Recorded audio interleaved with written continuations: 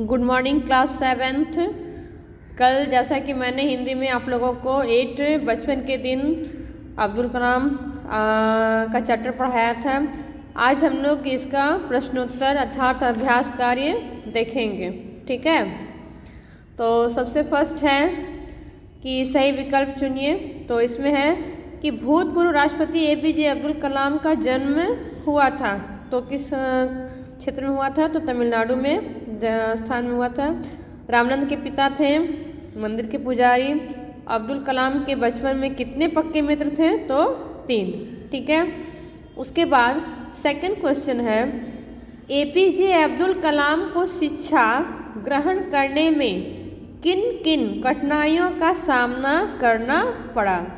ठीक है, तो आप लोग इसके उत्तर में लिखिएगा कि APJ अब्दुल कलाम को शिक्षा ग्रहण करने में प्राथमिक शिक्षा से ही उन्हें कई कठिनाइयों का सामना करना पड़ रहा था। उन्हें उन दिनों लोगों के मन में धर्म को लेकर के भेदभाव थी, ऊंच नीच थी, तो वहाँ पर फैले हुए सांप्रदायिकता, असमानताएं, इस तरह की भावनाएं थी जिसका उन्होंने सामना किया है।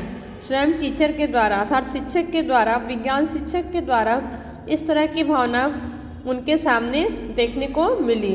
ठीक है, इस तरह से आप लोग इसको लिखिएगा।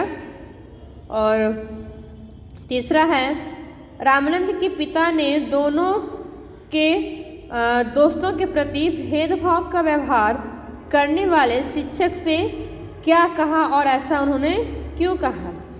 तो लिखिएगा, मैंने आपको एक चैप्टर के समय बताया था कि रामनंद के पिता जो मंदिर के पुजारी थे, जब अब्दुल कलाम जब वो अपने मित्र के साथ बैठते थे, रामनंद के साथ बैठते थे, तो जब वो विज्ञान के शिक्षक ने क्या किया, उन्हें बोला कि आप मुस्लिम के साथ क्यों बैठे हैं, उस मुस्लिम दोस्त को पीछे करना है। तो इस तरह की घटनाएं आप लोगों को मैंने कल पढ़ाई थी। ठीक है, तो उसी से है कि लिखिएगा कि रामानंद के पिता दोनों दोस्तों के प्रति भेदभाव का व्यवहार जब उनके शिक्षक ने किया, उन्हें जब अब्दुल कलाम को पीछे की बेंच में बैठने के लिए कहा, तो यह स्थिति उन दोनों के लिए अच्छी नहीं थी। तो उन्होंने ये सारी बातें अपने पिता जो मंदिर के मुख्य पुजारी थे उन्हें जाकर के बताते हैं।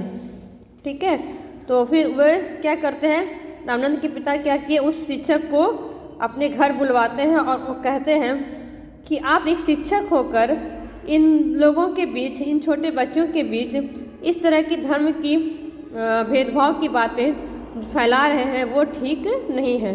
अगर हम शिक्षक इस तरह की भावनाओं को बच्चों के मन में फैलाएंगे तो कैसे देश से ये धर्मनिरपेक्षता, सांप्रदायिकता, असमानताएं का व्यवहार खत्म होगा।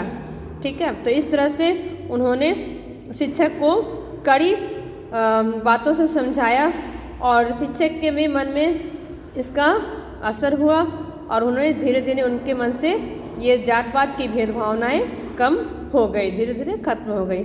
ठीक है, तो इस तरह से लिखिएगा आप लोग इसका आंसर, और बाकी उतना इम्पोर्टेंट नहीं है।